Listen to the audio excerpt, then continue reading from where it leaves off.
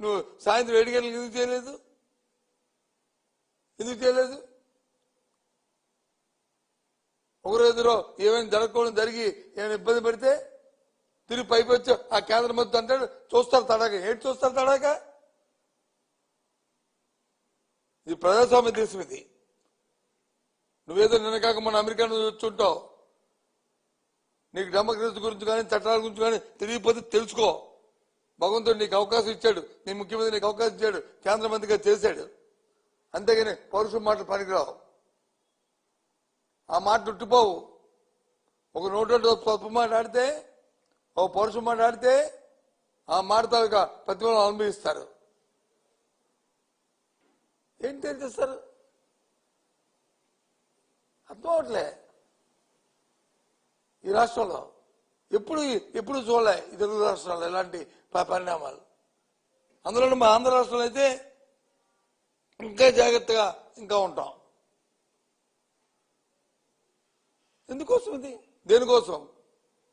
చేతనైతే మంచి పరిపాలన, చేతనైతే మంచి గవర్నెన్స్ ఇయ్యు, ప్రజలతో సభాష్ అనిపించుకో. చేత కాదు కానీ రైతులకు వచ్చి కనీసం ఎరువులు ఇవ్వలేని పరిస్థితి, దిక్కుమాలిన పరిస్థితి ఉంది వాళ్ళ రాష్ట్రం. ఆడవాళ్ళకి వచ్చి డోక్రా మహిళలకు వచ్చి 0 వడ్డీ ఇవ్వలేని దౌర్భాగ్య పరిస్థితి ఉంది రాష్ట్రం. సంపద సృష్టి అని చెప్పి నీ కుటుంబ సభ్యులకు వచ్చి వైజాగ్ లో 5,000 కోట్ల రూపాయల్ని మరి భూములు వచ్చి దాదాపు చేయడానికి గీతంలో చంద్రబాబు నాయుడు గారు ప్రయత్నం చేయట్లేదా? ఇది వాస్తవం కాదా? ఇది అబద్ధమా? చెప్పండి. ఇదేనా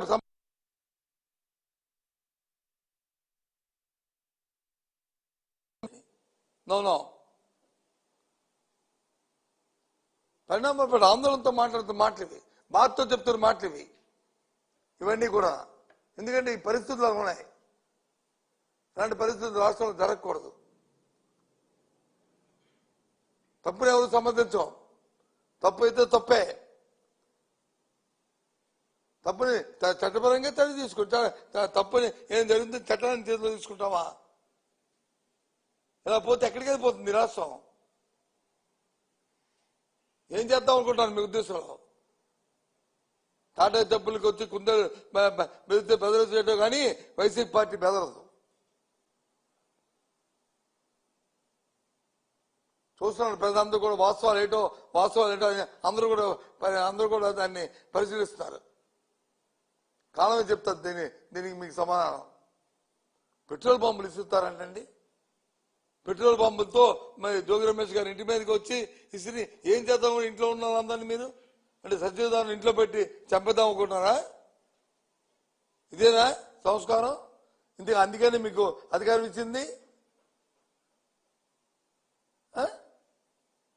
రామారావు గారి ఇంట్లో ఆడవాళ్ళు, ఫ్యామిలీ, కూతుర్లు, ఆ భార్య అందరూ ఉంటే ఇంటి బయట వచ్చి 100 మంది వచ్చి వెళ్ళి వాళ్ళని వచ్చి చేద్దామని ఏంటిది? పోలీసు ఏం చేస్తుంది? ఆ 3 సంవత్సరాలు ఎందుకున్నాయి మీదేమైంది మీ భుజం మీద? దేనికోసం? దయచేసి ఆలోచండి. రాజకీయ నాయకులు నేనేం చెప్తాం మేము, అవసరాలకు ఏదైనా మాట్లాడతాం మేము. కానీ ఉద్యోగంలో మీ ధర్మం మీకుంది.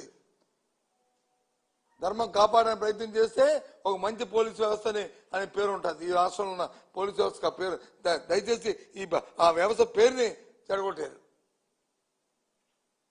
ఇక్కడి నుంచేనే మీరు చట్టానికి అనుగుణంగా రాజ్యాంగ బద్దులుగా కార్యక్రమాలు చేయండి. ఈ జరిగిన సంఘటన పట్ల అటు చట్టపరంగా ఇటు జాతీయ స్థాయిలోనూ దీన్ని ఉద్యమం చేయాలని నిశ్చయించాం. రేపు మా అధ్యక్షుడితో మాట్లాడిన తర్వాత ఈ కార్యక్రమాన్ని మిమ్మల్ని ప్రకటిస్తాం.